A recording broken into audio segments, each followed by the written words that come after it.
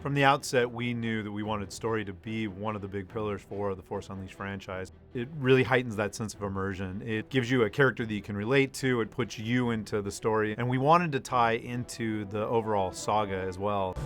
What made the first film so successful wasn't just the special effects or the fantastic setting. It really was the fact that that was the wrapper around a really compelling, mythic story. Vader is luring you back to him. Yes, I know! When The Force Unleashed released, we were very excited that the story got accolades and awards, and we really took that seriously and evolved the story for The Force Unleashed 2. The fact that George allowed us to fill the gap between episode 3 and 4 gave us not only a challenge, but also a responsibility to the fans. So the story that fits between episode 3 and 4 has to make sense. It is a time period that hasn't been very well defined in the past. Darth Vader is hunting down the last of the Jedi, the Rebel Alliance is really fledgling, and the Empire is really locking down control of the whole galaxy. Force Unleashed 1 ended where Secret Apprentice saved the rebellion by sacrificing himself, and we thought that was a great place to take off. The big question now has become, how did that happen? The story for The Force Unleashed 2 really evolved. It became a lot darker, a lot grittier, and most importantly to me, a lot more personal. And we decided to allow the apprentice to grow up and to become much more self-aware. And he went from being Secret Apprentice to somebody that we actually call a name, Starkiller. He's actually a person. And he introspectively is trying to figure out why he keeps doing what he's told, and actually decides that maybe he shouldn't be doing what he's told. He should actually go out there and pursue his own identity and figure out who he is.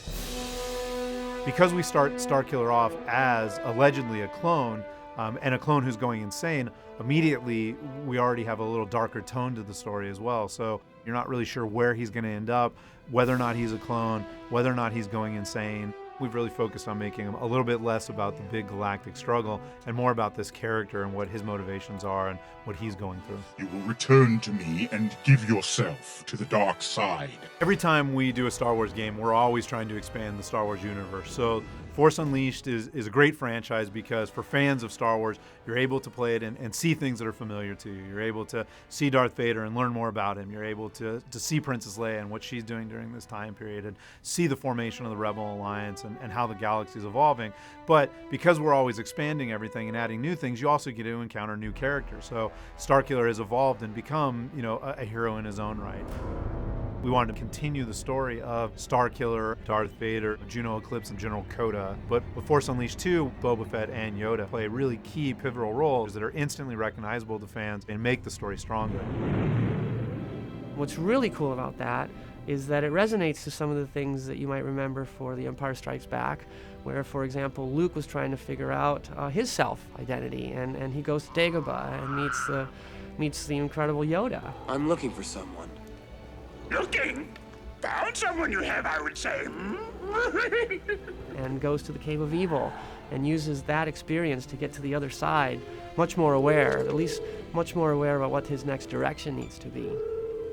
We did something very similar for The Force Unleashed 2, where Starkiller, in the hunt for his identity, ends up in Dagobah.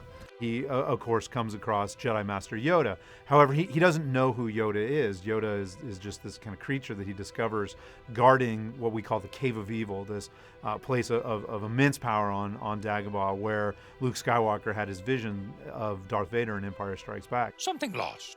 A part of yourself, perhaps. Yoda kind of helps Starkiller figure out the next steps in his journey, really encourages him to go into the Cave of Evil and have a vision of his own in order to continue on his journey and figure out where Juno Eclipse might be. Early in the story process, one of the designers suggested, well, what if Boba Fett tried to spirit Juno Eclipse away? We know from a lot of the expanded universe that Boba Fett has been working for the Empire, and it made sense that Vader would hire somebody like Boba Fett to help him track down Starkiller. Boba Fett plays a key part in making sure that somehow Darth Vader gets to find Starkiller again. One of our mantras has been familiar but new. We really want to put elements into the game that feel familiar, but put a new spin on them or introduce things in a new way. I think that as a very young medium, we really haven't scratched the surface in terms of the types of stories we can tell and how different those stories can be from things like film or novels, and that's really exciting too. So I'm really glad that we're constantly focused on telling new stories and finding new ways to tell those stories too.